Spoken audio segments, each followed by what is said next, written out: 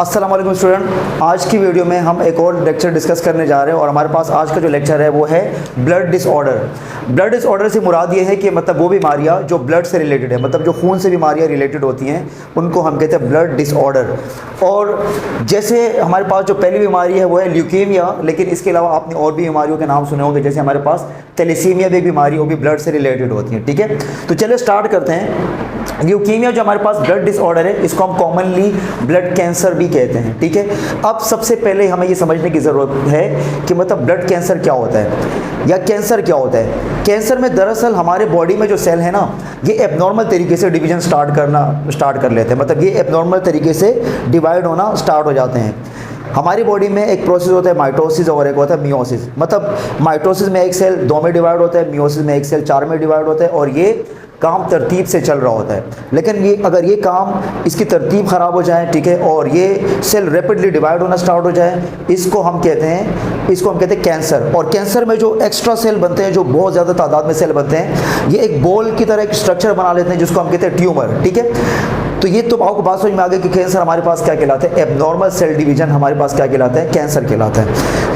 और कैंसर किस चीज़ की वजह से होता है? कैंसर की जो मेन वजह है वो है म्यूटेशन। जब हम कॉजेज पढ़ेंगे तो उसके अंदर आपको मैं बता दूंगा कि म्यूटेशन क्या चीज़ है और ये म्यूटेशन भी किस चीज़ से होता है। तो हमारे पास जो ल्यूकेमिया है या हमारे पास जो ब्लड कैंसर है, इस बीमारी के दौरान जो है ना, हमारे पास इफेक्ट किस पे होते हैं? बोन मैरो के ऊपर होता है। हमारी जो हड्डियां हैं, हड्डियों के अंदर, हड्डियों का जो बाहर वाला पार्ट होता है ये रिजिड होता है, हार्ड पार्ट होता है। जो हड्डियों का इनर पार्ट होता है वो सॉफ्ट होता है, स्पंजी टिश्यूज़ होते हैं, और उन स्पंजी टिश्यूज़ को, सॉफ्ट टिश्यूज़ को हम कहते हैं बोन मैरो।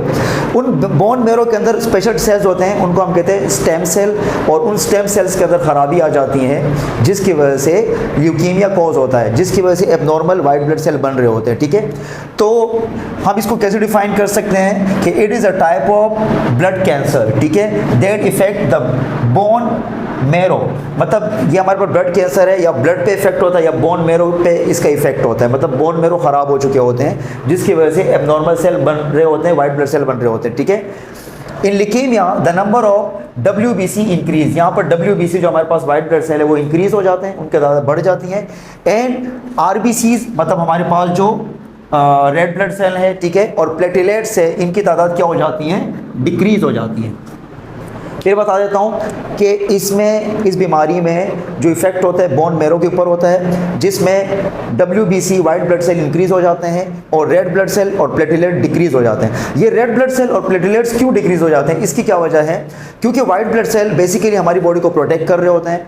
हमारी बॉडी में जब कोई जरासीम वगैरह आते हैं, बैक्टीरिया, वायरस वगैरह, उनको ये वाइट ब्लड सेल किल कर रहे होते हैं। लेकिन ल्यूकेमिया में क्या होता है कि वाइट ब्लड सेल तो एबनॉर्मल होता है, उनको ये पहचान नहीं होती है कि मैं किसको किल कर रहा हूँ। ठीक है, एबनॉर्मल मतलब ये अपने होश आवाज़ में नहीं होते ये सेल, तो ये वाइट ब्लड सेल जो है ना, रेड ब्लड सेल को और प्लेटलेट्स को मारना भी स्टार्ट कर देते हैं। तो अपने इर्द गिर्द जब इनके रेड ब्लड सेल होते हैं और प्लेटलेट्स होते हैं तो उनको भी किल करना स्टार्ट कर देते हैं। तो इस वजह से हमारी बॉडी में रेड ब्लड सेल की और प्लेटलेट्स की भी कमी हो जाती है। ठीक है, और रेड ब्लड सेल की जो कमी हो जाती है उसको हम कहते हैं एनीमिया। तो ल्यूकेमिया का जो पेशेंट होते हैं उनको ज़्यादातर एनीमिया का भी मसला होता है, क्योंकि उनकी बॉडी में जो रेड ब्लड सेल है वो कम हो चुके होते हैं। ठीक है, तो ये हमारे पास डेफिनेशन थी ल्यूकेमिया की। अब सिम्टम्स की तरफ चलते हैं कि मतलब क्या क्या असरात हो सकते हैं जो ल्यूकेमिया का पेशेंट होता है। यहाँ पर कुछ ऐसी चीज़ें हैं मतलब जो आम कंडीशन में भी सिम्टम्स होते हैं, जैसे मलेरिया में, डेंगू में, चिकनगुनिया में। लेकिन अगर ये सारे सिम्टम्स एक साथ आ जाएं तो इसका मतलब ये कि पेशेंट को मे भी कि उसको जो है ना ब्लड कैंसर हो या उसको ल्यूकेमिया हो। ठीक है, तो सबसे पहला हमारे पास सिम्टम है फीवर और चिल। मतलब वो उसको फीवर होगा, मतलब मुसलसल बीमारी होगी उसको, ठीक है, जब तक उसका ट्रीटमेंट नहीं करवाया जाए। और उनको चिल मतलब सर्दी भी लगेगी उसको। ठीक है, तो पहला सिम्टम सीवियर इन्फेक्शन, मतलब उनको बार बार इन्फेक्शन होगा, कभी स्किन का इन्फेक्शन होगा, कभी पेट खराब होगा, कभी स्टमक का इन्फेक्शन होगा, कभी आइस इन्फेक्शन होगा, तो उनको शदीद इन्फेक्शन होंगे बार बार। ठीक है, स्वेलन लिम्फ नोड, हमारी बॉडी में लिम्फेटिक सिस्टम होता है और लिम्फेटिक सिस्टम के अंदर नोड होते हैं पूरी बॉडी में, ये जाल की तरह पहले होते हैं। उन नोड्स को हम कहते हैं लिम्फ नोड, और वो लिम्फ नोड भी क्या कर रहे होते हैं? वो हमारे इम्यून सिस्टम में काम कर रहे होते हैं, मतलब हमें बीमारियों से बचाते हैं, जो जर्म्स वगैरह उनको किल कर रहे होते हैं। तो इसमें जो लिम्फ नोड है वो स्वेलन हो जाते हैं, मतलब वो सूज जाते हैं, लार्ज साइज उनका लार्ज हो जाता है। ठीक है, इजीली ब्लीडिंग या ब्रूशिंग, मतलब कोई चोट अगर लगेगी, थोड़ी सी चोट लग जाएगी तो आसानी से ब्लीडिंग स्टार्ट हो जाएगी। और जब पर्सन ब्रूशिंग करेगा, मतलब जो अपने दांत साफ करेगा, तो उस टाइम उनके दांतों से खून निकलना स्टार्ट हो जाएगा आसानी से। अच्छा, ये आम कंडीशन में भी होता है, लेकिन आपको पहले बता चुका हूँ कि अगर ये सारे सिम्टम्स हो तो मे भी कि उसको लिकेमिया है। मतलब ये ज़रूरी नहीं कि इनमें से कोई एक दो सिम्टम्स है और वो पेशेंट ये समझ ले कि भाई मुझे ये मसला तो नहीं है कहीं, ठीक है। उसके बाद हमारे पास है thing red spot on skin, skin के ऊपर छोटे छोटे रेड स्पॉट डेवलप हो जाते हैं, ठीक है। पूरे स्किन के ऊपर छोटे छोटे रेड स्पॉट डेवलप हो जाते हैं, ठीक है। ये भी एक सिम्टम है। और उसके बाद हमारे पास है बोन पेन या टेंडरनेस, मतलब हड्डियों में एनी टाइम दर्द महसूस करेगा पेशेंट, ठीक है। एनी टाइम हड्डियों के अंदर दर्द महसूस करेगा, बोन पेन भी कह सकते हैं या इसको टेंडरनेस भी कह सकते हैं, ठीक है। उसके बाद हमारे पास है परसिस्टेंट फटीक। फटीक हमारे पास कहलाता है जो पट्टों का दर्द होता है, या हम कह सकते हैं कि मसल्स में जो दर्द होता है उसको हम कहते हैं मसल फटीक। तो परसिस्टेंट का मतलब कि मुसलसल उनको मसल का दर्द होगा, ठीक है। उसके बाद हमारे पास है वीकनेस। जाहिर बात है वीकनेस तो हर एक बीमारी के अंदर होती है, कमज़ोरी हो जाती है, ठीक है। उसके बाद enlargement of liver and spleen.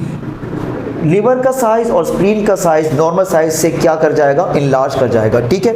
ये भी एक सिम्टम है। अच्छा, रिकरेंट ब्लीडिंग। रिकरेंट का मतलब क्या, कभी कभी ब्लीडिंग होगी, नोज ब्लीडिंग, रिकरेंट ब्लीडिंग होगी, मतलब कभी कभी नोज से या नाक से खून निकलना स्टार्ट हो जाता है, ठीक है। उसके बाद हमारे पास है स्वेटिंग एट नाइट, मतलब रात के टाइम पेशेंट को पसीने आएंगे, ठीक है। रात के टाइम जैसे मतलब बहुत ज़्यादा गर्मी होती है, पसीना तो आता है, लेकिन आम कंडीशन में जब मौसम नॉर्मल होता है तो बॉडी पे पसीना नहीं आता है, लेकिन ये जो पेशेंट होगा तो इसको रात को भी पसीने आएंगे, ठीक है। तो ये हमारे पास ल्यूकेमिया की इंट्रोडक्शन हो गई और सिम्टम्स। इसके बाद हम डिस्कस करेंगे कॉजेज़ एंड प्रिकॉशन, कि मतलब इस डिजीज़ से हम इसको, मतलब ये तो नहीं कह सकते कि अगर हम प्रिकॉशन करेंगे तो हम कंप्लीटली इस डिजीज़ से बच जाएंगे, लेकिन हम कुछ ऐसे प्रिकॉशन कर सकते हैं जिससे हम कैंसर के चांसेस रिड्यूस कर सकते हैं, मतलब कैंसर के चांसेस को कम कर सकते हैं, ठीक है। तो नेक्स्ट पार्ट में हम लोग कॉजेज़ पढ़ेंगे और प्रिकॉशन पढ़ेंगे।